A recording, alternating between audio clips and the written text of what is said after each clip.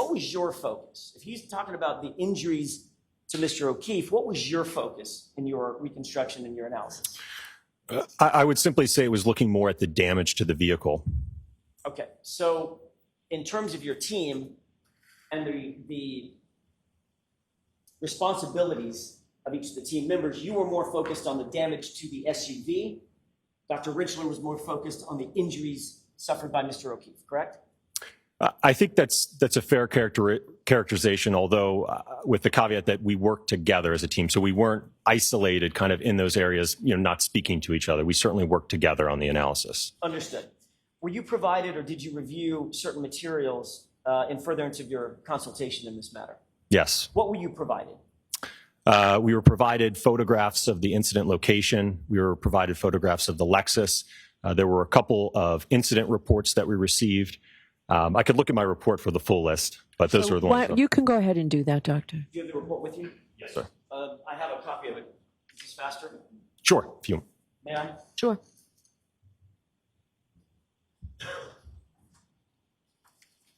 Thank you.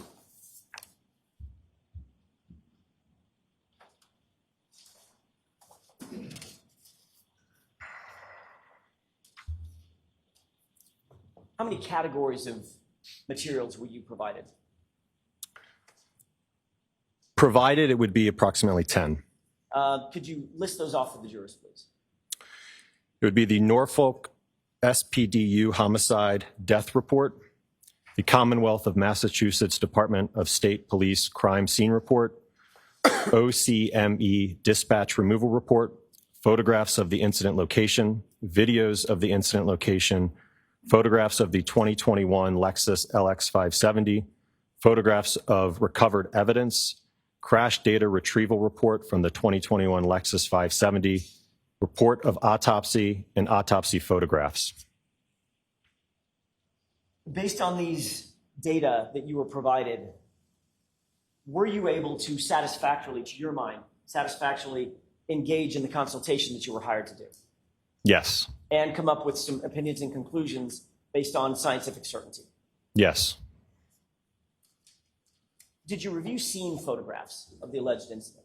Yes, sir. What information were you able to glean or gather from your review of the photographs, from the scene specifically? Mm-hmm. So from those photographs, I was able to identify there was fragments of transparent red, clear plastic. There also appeared to be pieces of chrome and black plastic.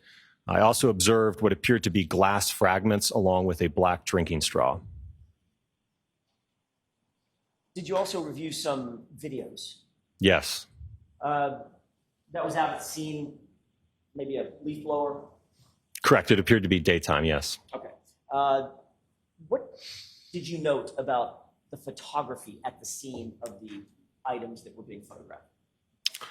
Well, I think one thing that comes to mind is it was a little bit difficult to follow the evidence, so to speak. So typically, when I go out and do an inspection, especially of a fresh incident, let's say I've got a debris field or I've got tire marks, what I like to do is kind of step into the scene, if you will, where you take global perspective shots and then you step into a specific piece of evidence so that you can, at a later point in time, identify where that evidence is. I noted that in a lot of these photographs, I didn't see a whole lot of that stepping in. It was essentially just zoomed right into where that evidence is, but not really having a great understanding of where was it relative to all of the other evidence. Or when it got there?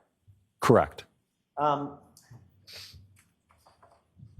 Based on your review of all the materials that you described for the court, did you get an understanding of what the Commonwealth's theory of the case is, specifically Mr. O'Keefe was struck by the Lexus SUV? Objection. Sustained. Did you come to understand that the allegations before the court were that Mr. O'Keefe was struck by the vehicle? Objection. Sustained. Ask it differently, Mr. Jackson. Did you perform an accident reconstruction specifically focused on determining whether or not damage to the Lexus was consistent with hitting Mr. O'Keefe? Yes, I think that's a fair characterization. And reversing that, was your accident reconstruction also focused on whether or not the injuries to Mr. O'Keefe were the result of being hit by a vehicle? Yes. Okay.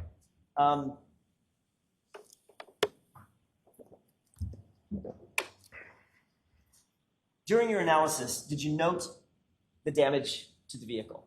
Yes, sir. Describe that, please. So the primary damage was to the right taillight.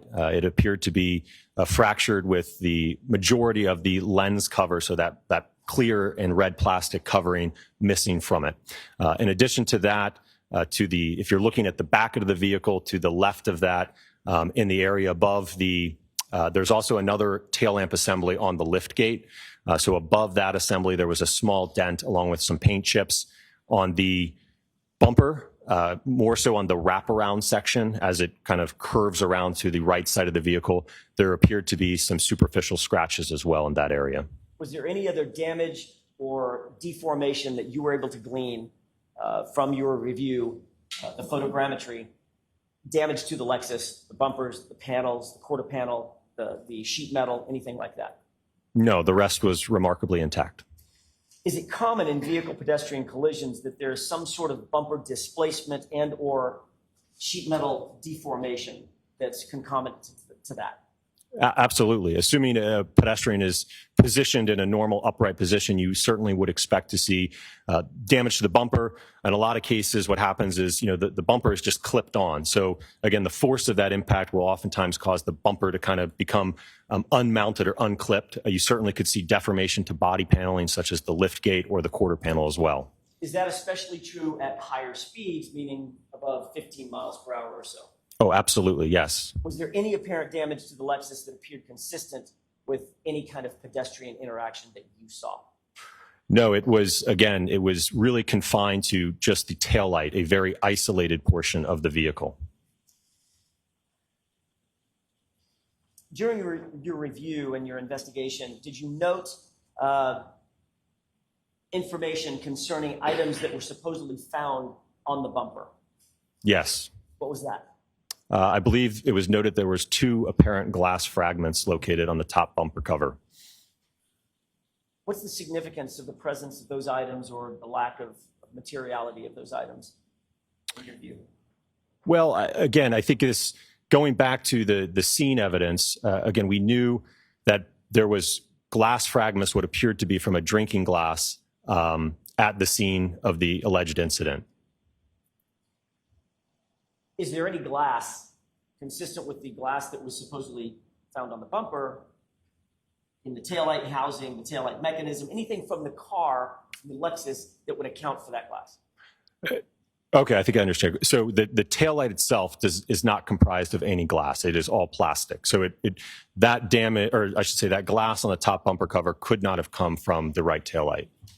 Now, based on your review of the information that was provided to you, did you undertake any testing of that vehicle? I'm sorry, any testing concerning the damage to the vehicle? Yes, sir. All right, can you describe what that testing was? So we performed, again, this is with Dr. Rentschler and I working together on this again. We performed projectile testing to the tail lamp with a drinking glass as well as a hybrid head form. Let's take those one at a time. How would you describe the drinking glass test? Certainly. So again, from our review of the evidence, we knew that we had an isolated portion of damage to Lexus confined to the taillight. So we know that we're dealing with potentially a small object that could have created that.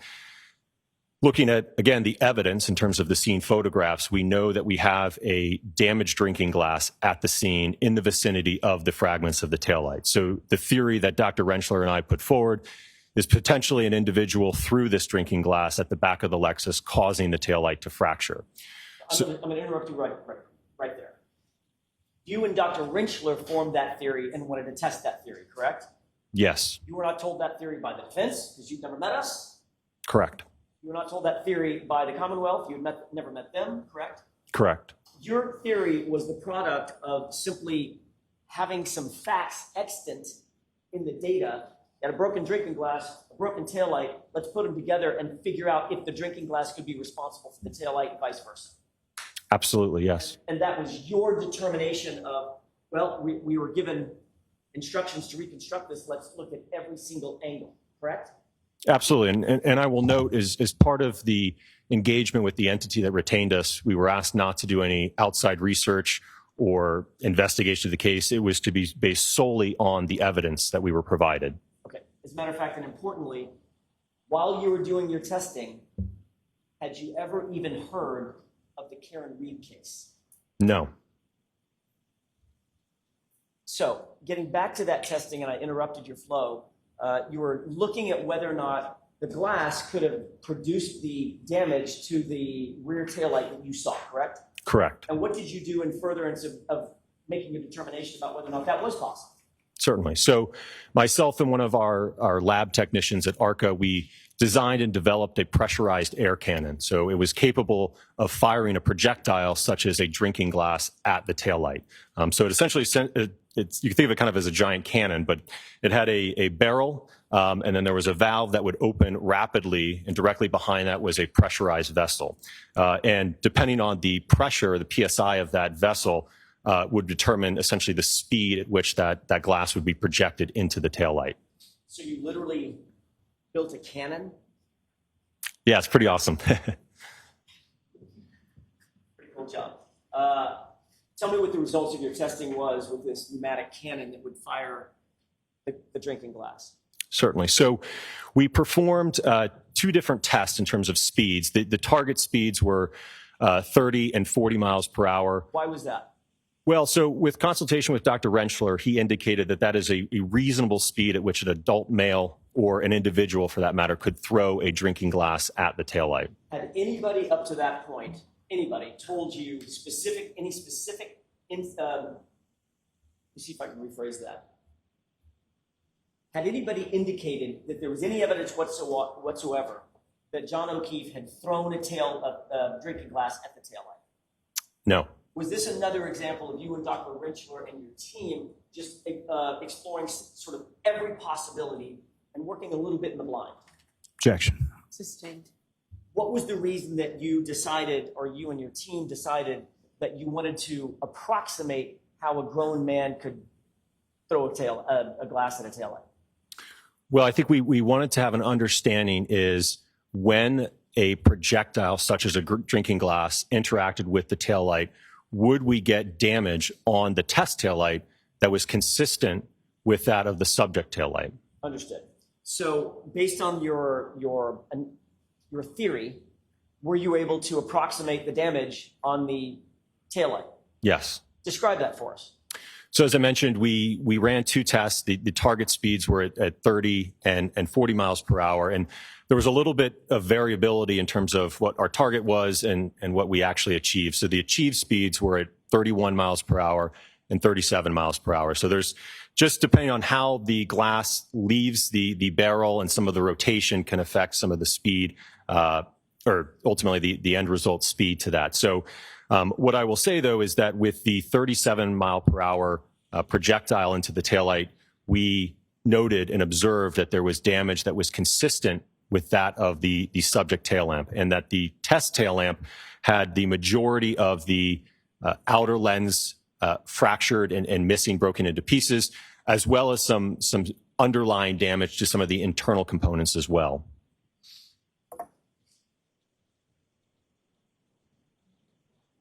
Are you saying, well, let me ask you a different question. You were able to replicate the damage to the taillight using a pneumatic cannon firing a glass at 37 miles an hour directly at the taillight, correct? Correct. All right. And that would also shatter the glass too, correct? Correct.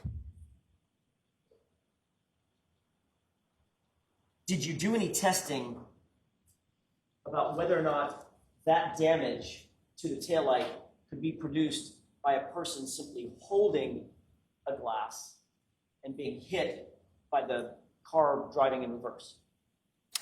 We didn't do any testing of that, and primarily because, again, if we're looking at the arm and its total length, right? We only have a narrow damage pattern, which on the taillight, if you think about where where it meets the lift gate into where it starts to wrap around to the side of the vehicle, that's only about 6.5 inches in width. All right. When you fired the glass into the taillight was static. In other words, it was not going to move. It was immovable at that point, correct? Correct. All right, so the glass is hurling through the air at 37 miles an hour and hits a static object that's resisting, and that smash is what produced ultimately the taillight damage that you were able to replicate. Is that right? Yes. If a person were holding in his hand the glass and the taillight were to hit that hand, the hand would not remain static, correct? Objection. Sustained. Ask it differently, Mr. Jackson.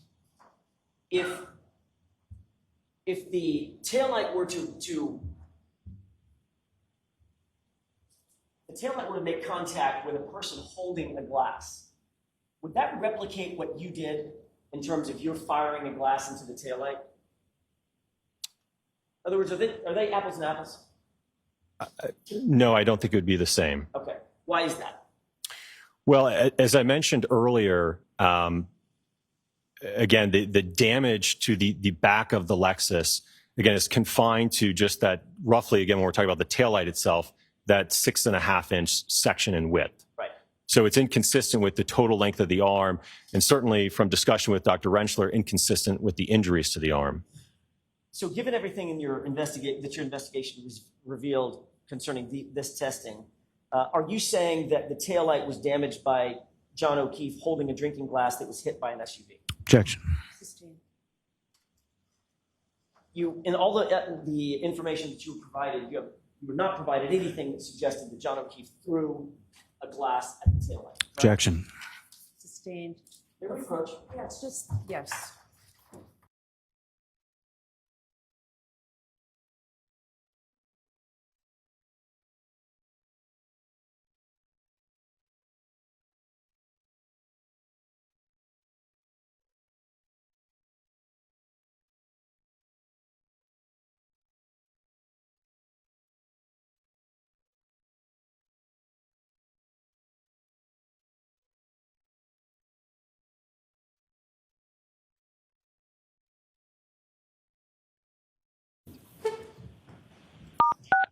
You are unmuted.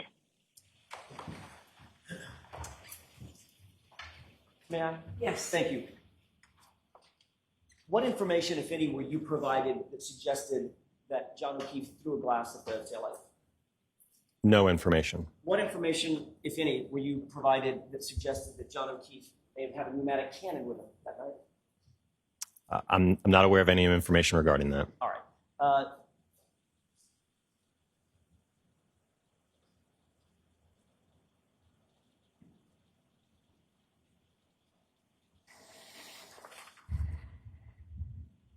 You also did some testing concerning a drop test. Is that right? Correct. Tell us about that drop test testing. Certainly. So, again, through discussion with Dr. Rentschler, it was my understanding that Mr. O'Keefe had a skull fracture on the back of his head. So we wanted to do an evaluation of the interaction between the back of a head. In this case, we used again, talking about that instrumented dummy again, we used the instrumented hybrid head form to perform a drop test to evaluate the forces of an interaction between a tail light from the Lexus and the human head. What height did you choose to perform this drop test? 7.5 feet. Why did you choose that height? Well, if you calculate it through physics and the acceleration due to gravity, that would equate to an impact speed of 15 miles per hour at that height. And what was the significance of 15 miles per hour? Well, that was essentially kind of a starting point for us, if you will. So I will tell you that in reverse, 15 miles an hour is fast. I don't know if you've ever looked at your speedometer when you're pulling into your driveway, reversing into a parking stall. Most people probably don't go more than 5 miles an hour or so. So 15 miles an hour in reverse is fast, especially when we're talking about, it's my understanding it was nighttime. There was winter conditions, potentially wet or icy roads. So again, that speed is going to be what I would say on the high end for going in reverse. So also in addition to with respect to kind of just the nature of that speed, it's my understanding through discussion with Dr. Rentschler that at 15 miles an hour, you start to see significant injuries to the human body when it makes contact with a vehicle. And I think one last point is that we needed to pick a speed where again, this is kind of just us brainstorming, where we would have damage to the taillight, right? It would fracture it, but it wouldn't completely obliterate it. So we knew if we chose a speed, for instance, of 40 miles an hour, we know we're going to completely essentially explode the taillight. But if we do, 1 mile an hour, we may not do anything to it, right? So we kind of had to pick a middle ground to again, cause damage to the taillight. What was your conclusion following that testing? What was your conclusion with regard to whether or not it was consistent or inconsistent with the damage to the truck, the taillight was consistent or inconsistent with making contact with John O'Keefe's head at or above 15 miles an hour? So strictly speaking to a damage perspective, the 15 mile an hour interaction between the hybrid head form and the test tail lamp produced significantly more damage than that of the subject vehicle. So that indicates that, again, the damage on the subject tail light was less than that of the test tail light. So if I were to ask you whether or not there would be more or less damage to the tail light if you increase the speed to 24 miles an hour, what's your conclusion? Well, you're talking about significantly more kinetic energy. So if you just think about it from, again, a kinetic energy standpoint, kinetic energy is equal to 1/2 times the mass and the velocity squared. So if you're squaring that velocity and you're going from 15 up to 24 miles per hour, you're going to get a significant amount of more energy associated with that. Probably, I could pull up my calculator, but you're probably looking at 2.5 more times energy than the 15 mile an hour test. Which means 2.5 more times the damage to the taillight? Certainly. Which you did not see in your review of the materials, correct? Correct. So what is your opinion or conclusion as to whether or not the damage to the taillight was caused by striking John O'Keefe's head? From a damage standpoint, it was inconsistent. I want to shift gears back to the injuries that you saw concerning Mr. O'Keefe's arm, his right arm. During the course of your investigation, did you look at photographs and investigate the injuries to his right arm? Yes, sir. What's the width of the taillight, specifically from where it meets the lift gate to the left side? I'm sorry, to the side of the vehicle, the right side of the vehicle. To the right. So yeah, as I mentioned earlier, that is about 6.5 inches. It starts to wrap around to the right side. So really, it's even though the taillight continues, it's not projecting out on the back end where it's, again, wrapping around. So in terms of the width that is facing the rear, if you will, it's about 6.5 inches. And you noted that there was a dent and some paint chips that you identified above the lift gate, correct? Correct. How far away from the right side of the vehicle were those scratches and that dent? Approximately 20 inches. What was the significance of that distance? Well, again, to go back to your question about, I think, if somebody was holding a drinking glass, right, and their arm was extended to cause that damage, or if it's theorized that those dents and chips were from that. Again, the thing that sticks out to me is that you have essentially the Lexus taillight. So ask another question. What's the significance of whether or not there was damage between the dent and the taillight? In other words, that 20-inch area. Was it dented? Was it harmed in any way? So in terms of, again, if we're talking about, again, looking at the back of the vehicle and we go to kind of where that right tail lamp just meets the lift gate, as I mentioned, there's another lamp assembly on the lift gate itself. There's also a chrome trim piece above that, and then certainly the body paneling to the liftgate itself. And I think what stood out to me is that between that dent and the fractured taillight, there was no observable damage to that area, which I would have expected had an arm been positioned there.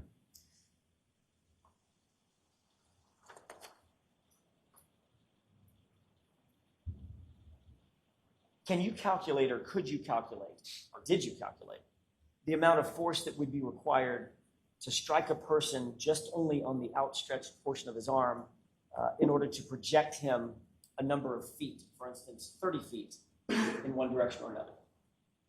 Okay, I just want to make sure I'm objection. Take a distance out of it. Break it down. I'll ask you the same question, but without the 30 feet. Okay. Were you able to calculate, or could you calculate the force that would be required to strike a person on his outstretched arm hard enough to spin him around and project him a number of feet? If you're talking about only an interaction between the arm and the back of the vehicle, no, there wouldn't be any projection. Again, if you think about this, the arm weighs about, again, with Mr. O'Keefe would be about 11 pounds. So you still have, another 200 plus pounds being held down by gravity, and the force is only acting on the arm. So essentially, the arm would be accelerated, but the whole body, because the center of mass is not being struck, would not be projected.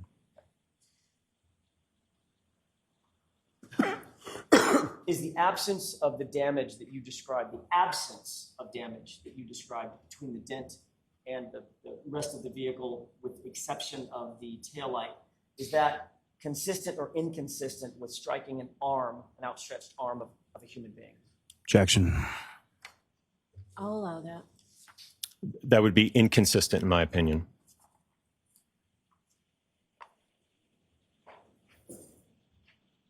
They have just a moment, Your Honor. Yes. And what is your opinion, Doctor, as to the amount of damage that you would expect to see at 15 miles per hour or above on the taillight if, in fact, that vehicle were moving in reverse and were to strike something on a human body, for instance, an elbow or an arm? Objection. I'll allow that. I'm sorry, can you repeat the question? Probably not. Sorry. I'm trying. Physics, that's why. From your testing, what would you expect to see in terms of the damage to the right rear taillight if, in fact, that taillight were to make contact with a part of a human body, for instance, an elbow or an arm, at 15 miles an hour or above? What would the level of damage be as compared to the damage that you actually saw? Well, if we compare it to, again, looking at the drop test that we did with the hybrid head, which weighs about 10 pounds. So again, if we're talking about now a human arm that's comparable in that same weight, we certainly would expect to see a comparable level of force and damage. So as I mentioned, if the arm is outstretched across the right tail lamp and into the liftgate section, I would certainly expect to see deformation to that body paneling, even potentially the tail light on the liftgate itself and that chrome piece as well. Based on the entirety of your investigation, your entire team's investigation, all the testing that you did, all the biomechanical testing and the engineering and the physics testing that you did, in your expert opinion, was that taillight damaged by striking John O'Keefe on the head? Objection. Sustained. In your opinion, was the taillight damaged by either striking Mr. O'Keefe on the head or the arm? Objection. Sustained. May we approach? Yes. You are muted.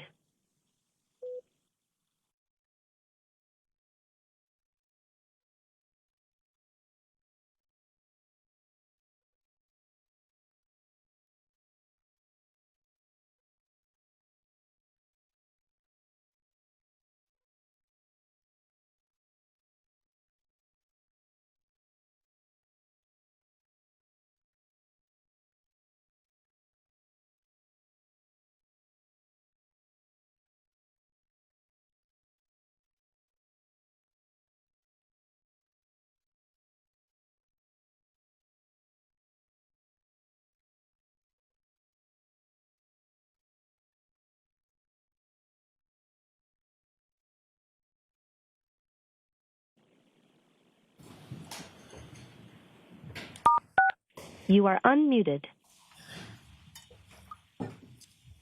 May I, Your Honor? Yes. Last question, Doctor. In your expert opinion, based on all your testing, is the damage to the taillight that you saw consistent with striking a human head? No. In your expert opinion, is the damage to the taillight consistent with striking a human arm? No. Thank you. That's all I have. All right, jurors, we will take our morning recess. All rise for the court, please. You are muted.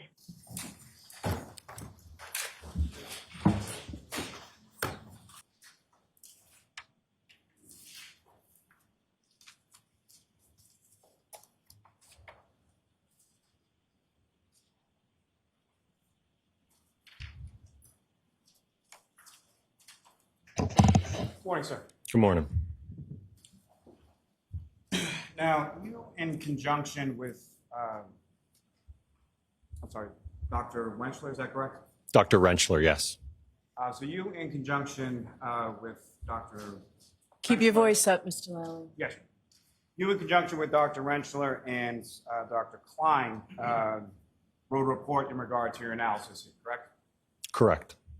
And doctor, that report was issued on February 12th, 2024, is that correct? Correct. And in the first paragraph of that report, the last two sentences, you or whoever the author of that particular portion indicates, this analysis is based on information currently available to ARCA and is only to be issued in its entirety. However, ARCA reserves the right to supplement or revise this report if additional information becomes available. Is that correct? Correct. And that's pretty standard as far as your industry is concerned. You can only work with the information that you're provided. Is that correct? Certainly. Now, in this instance, you were provided 10 things, and then there were 4 additional things that either you or the other doctors had reviewed as far as literature or things of that nature. Is that fair to say? Correct. And the 10 things that you were talking about were reports, an initial crime scene report, medical examiner dispatch removal report. Is that correct? Correct. Photographs of the incident location. Is that correct? Correct. And how many sets of photographs of the incident location were you provided with? In terms of the number of photographs? The number of photographs, or were there different sets of photographs? Yes. And how many sets? I don't recall off the top of my head. I know that there was a series that were taken during the daytime as well as ones taken what appeared to be in the early morning hours. And you were also provided video from the early morning hours, is that correct? From what I recall, I think it was daytime, but yes. Photographs of the vehicle, photographs of recovered evidence, is that correct? Correct. CDR report from the 2021 Lexus LX570, correct? Correct. Autopsy report, autopsy photographs, is that correct? Correct. And then some other things those would be the 10 things that you were provided with, and then there were 4 other things that you reviewed or part of your team reviewed, is that correct? Correct. Now, in regard to, there's a section in your report called Review of Materials, and it talks about photographs and glass fragments and plastic fragments and things of that nature, correct? Correct. You also talk about a black drinking straw that was recovered on scene, is that correct? Correct. However, there's no mention in the report about Mr. O'Keefe's shoe or Mr. O'Keefe's hat. Are you aware of those items as well? Yes. And are you aware that Mr. O'Keefe's shoe was actually found dug out from the snow, sort of flush with the curbing in front of the area where his body was found? Yes. Now, over the course of your work as a crash reconstructionist, and again, I don't mean this in any way, shape, or form, but I'm just curious. Typically, you're reconstructing or you're looking at someone else's reconstruction in relation to something that occurred in the past, correct? Not always, no. Well, my question is, sir, how many times have you actually been on like a live scene where the vehicles are still in place at final rest, whether a body is in place at final rest? Have you ever been to a scene where those sort of conditions existed? Certainly. We have a rapid response team that essentially we've been on site on the day of or the week of the incident, yes. Now, how often is that? Not nearly as often as, like I said earlier, we primarily do litigation work. So again, by the time we're retained, obviously the scene has been is no longer present. Scene's been cleared, items have been removed as far as evidence or other things. That's mostly what you deal with, correct? Sure. And as far as the hat that we were talking about before, are you aware that was recovered as well, same day as the drinking straw on February 3rd in the area where the body of Mr. O'Keefe was discovered? In the area of the front yard, yes. Now, you have some familiarity through working as a crash reconstructionist with pedestrian collisions, correct? Correct. Is it common or uncommon for in the course of a pedestrian collision, for a shoe or glasses or a hat or something to fall off of that pedestrian in the collision sequence near where the area of impact occurs? Well, I think that depends on the interaction between the two. If we're talking If it's more of a side swipe type interaction, if we're just talking about an arm, for instance, contacting the vehicle, no, I would not expect the shoe to come off. If it's something where the entire body is interacting with the vehicle, then yes, there's a greater likelihood that something like a shoe will come off, yes. So that is consistent in general terms with the pedestrian collision of the shoe coming off, correct?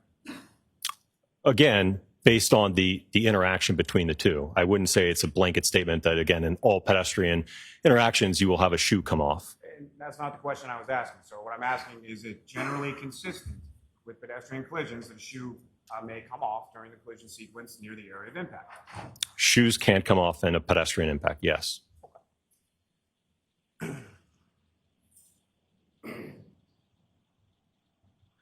Now, again, you were testifying earlier about the damage to the Lexus being isolated in the area of the taillight, correct?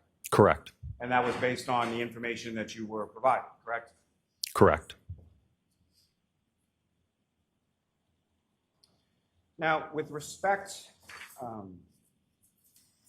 to any of the materials that you were provided, was there anything in the materials that you were provided that indicated that just the arm or an outstretched arm of Mr. O'Keefe interacted with the vehicle? No. And based on your review of any of the materials that you were provided, was there any information stating that Mr. O'Keefe had been struck in the back of the head by the taillight assembly of the Lexus? No. And based on any of the materials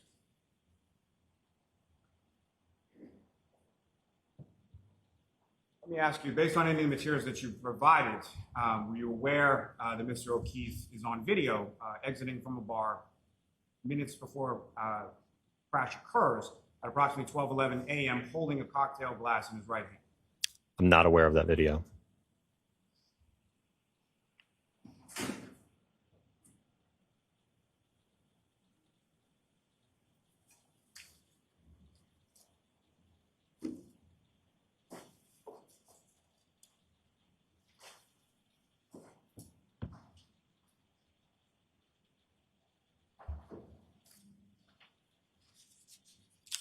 Now, other than the materials that we just went over, as far as the 10 things that you were provided, you weren't provided anything else, is that correct?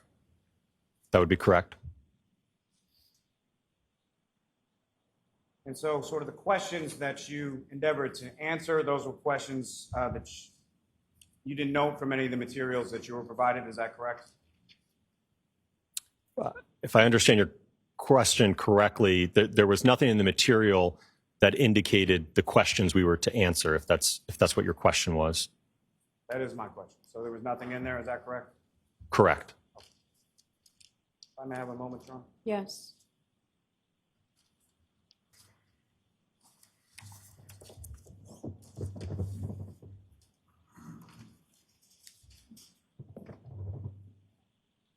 You talked a bit about, you have some extensive background in human factors, correct? Correct. And as far as visibility, and in particular, have you ever conducted a visibility analysis? Absolutely, hundreds of times. And you talked a little bit about conspicuity, is that correct? Yes. And part of conspicuity, at least one of the factors, would be a reasonable expectation of, in particular, when you're talking about a pedestrian collision. Part of the conspicuity factors would include sort of a reasonable expectation that a pedestrian would be in the path of the vehicle. Is that fair to say? I don't understand your question. Sure. When you're talking about conspicuity or visibility analysis, in particular, you're talking about something called PRT, or perception reaction time, correct? Well, that occurs after recognition. So first, a driver has to recognize that there's a pedestrian there before they can actually respond to it. So once they've recognized the pedestrian, then you start the perception response time where, again, the driver has identified what the hazard is. They're making a decision about what to do. They might be moving their foot from the accelerator pedal to the brake pedal. So again, kind of that's the action or the time frame in which the driver is undergoing action to potentially mitigate the collision. And perception reaction time, that's a pretty commonly used industry sort of standard as far as crash reconstruction goes, correct? Well, I would say that it's used in the field of accident reconstruction, but as I mentioned earlier in my testimony, there isn't a blanket number in terms of perception response time. As I mentioned, it's based upon the hazard that the driver is presented with. Again, if you've got a pedestrian crossing the roadway, that's going to be one particular perception response time based upon studies and naturalistic data versus a driver suddenly stopping in front of you, right? It's not the same perception response time in every scenario. No, understood. And there's different variables that may affect that as far as someone's age, as far as the lighting that's available, other things. Is that correct? Sure. And one of those things might be the reasonable expectation of a pedestrian being present in the roadway as you're driving along, correct? Expectancy can play a role, yes. Expectancy, what we're talking about is sort of the disparity or the difference between driving along a country road where there's no houses for miles and miles versus an urban area where there's crosswalks every 15 feet, correct? Sure. Now, in that expectation of privacy, how high would that be if we're talking about a pedestrian that actually exited from the vehicle that then strikes? I don't understand your question. Let me ask you this. If the operator of the vehicle has a passenger who then exits the vehicle and goes towards the back, would there be a high reasonable expectation that the pedestrian would be located in that area? I don't know if I would classify it as high. What would you classify it as? I honestly don't know that I have a classification to it. Now, you never looked at the defendant's vehicle in this case, correct? Correct. Are you aware that the defendant's vehicle is still in police custody and available for inspection? I'm not aware of that. Did you ever ask to look at the defendant's vehicle? No.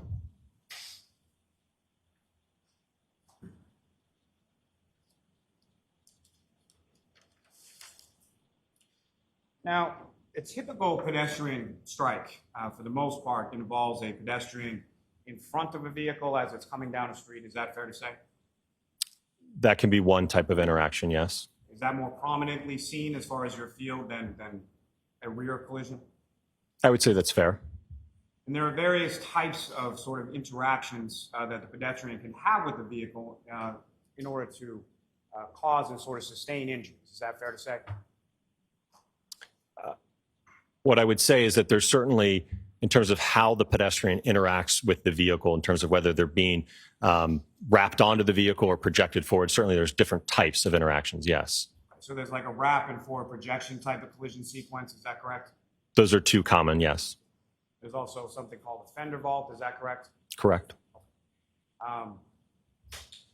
And sort of how or where that pedestrian is positioned with relation to the vehicle is somehow or somewhat determinative of the injury sustained. Is that correct? It can be, yes. Obviously, you're going to see different injuries if someone fender vaults and goes over the top of the vehicle versus someone who is projected forward from the collision sequence with the front of the vehicle. Just to clarify, again, in this matter, I was not assessing injuries. That was Dr. Rentschler. I don't have an opinion. What I'm saying is based on your experience, though, that you understand that there's a difference in the injuries that you might expect based on the type of interaction that a pedestrian has with a vehicle. Yes. And then if someone is wrapping forward projected and then the vehicle overruns that person, there'd be a whole other host of injuries that you'd expect to see based on being overrun by the vehicle, correct? There could be, yes.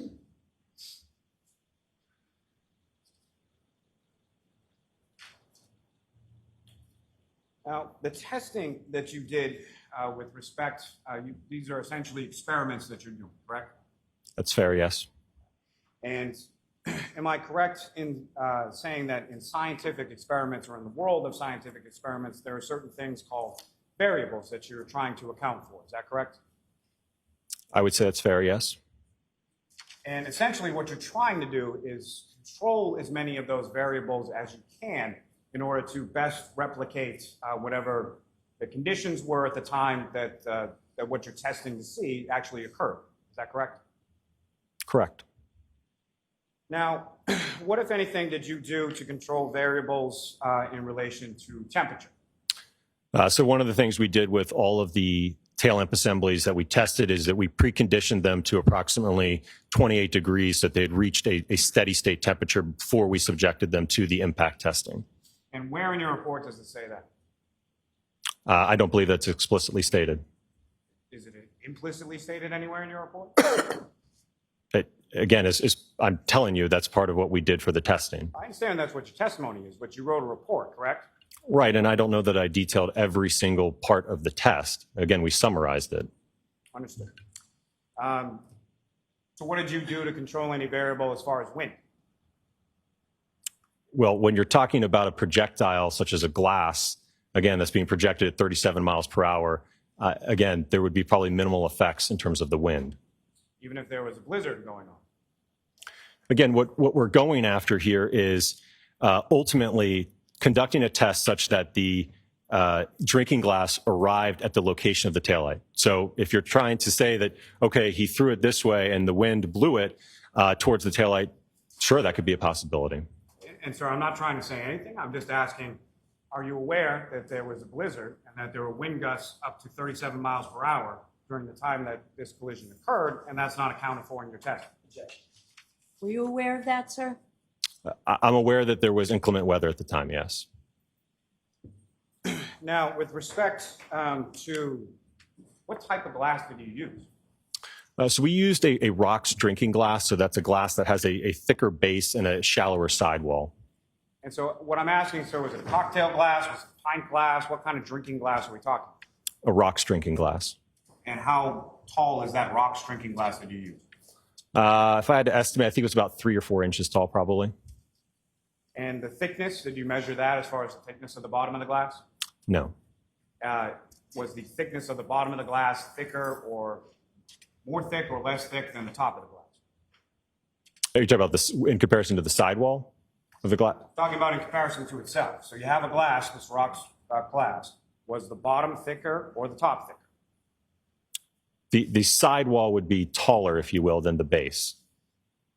And so when you're projecting this thing out of the device that you created, the whatever it was, are you facing sort of the top of the glass where you would be sipping out of, or the bottom of the glass at the tail? So in the testing, the interaction between the taillight and the glasses was primarily between the base and the taillight. Now, with reference to, I asked you a little bit about the video, and you weren't aware of Mr. O'Keefe exiting from the Waterfall Bar at 12:11 in the morning, about 15, 20 minutes before he struck by a vehicle. You're not aware of that? I'm not aware of that. Now, with reference to that particular establishment, was there anything stopping you or the other doctors that you were working with from going to that establishment, finding out what kind of glasses they had, getting an actual cocktail glass from that establishment? I had no idea that video existed. Did you even know that Mr. O'Keefe was at a bar before he was struck by the vehicle? I believe that in one of the incident reports we reviewed that there was, I think, a narrative about that they had been at a bar drinking, yes. How is it that you determined where on the taillight assembly to aim? So we looked at the fracture pattern, and what it appeared to be that it was emanating from basically where the clear portion meets the red cover. We kind of saw that the fracture pattern emanated from that. So that's where we targeted it. Now, when you did this testing as far as the sort of breakage or the pieces that came off the taillight, is it fair to say that they were of sort of different shapes and sizes, the broken pieces? Sure. Consistent with the broken pieces that were found on the scene near Mr. O'Keefe's body? Yes, I would say that's fair.